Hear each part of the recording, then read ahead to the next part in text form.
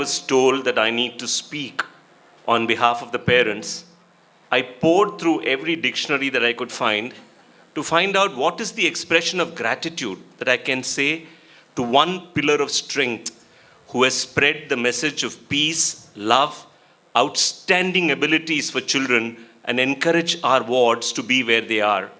Ma'am, your legacy will live through your students.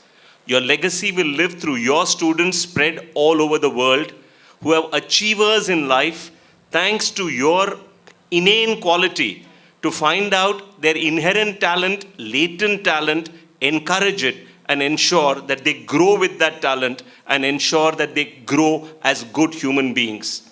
You have molded clay into good citizens.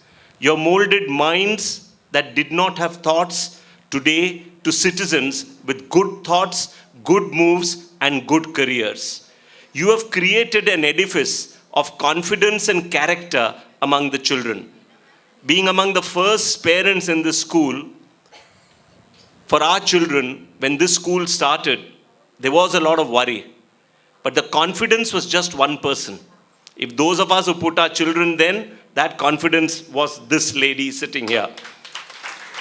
And that confidence has never worn out. It is she who has built this school, built our children, built our wards for what they are. And if there is ever going to be someone who will always be missed by us as parents, it is going to be you, ma'am. Whether the children miss you or not, we know what you've given to our children. Quality education, a good well-being, an atmosphere of wanting to grow, an appreciation for their growth, giving them encouragement and encouraging their talent. You have been a source of inspiration to them.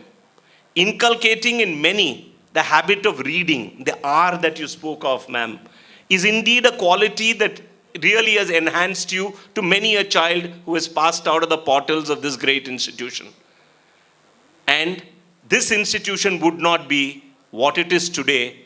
Our children would not be what they are today and what they will be the future of this country, wherever they may be, but for the fact that you have created in our children a modicum of education, a modicum of goodness, a modicum of love, a modicum of encouragement, of benevolence, and have created in them good citizenry and good citizenship.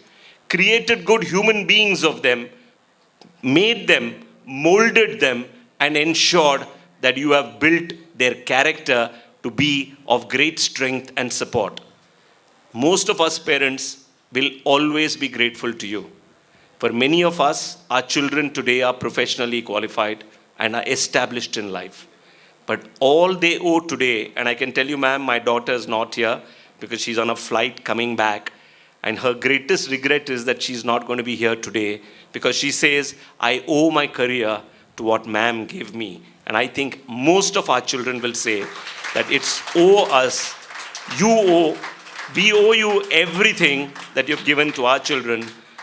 And may God bless you wherever you are.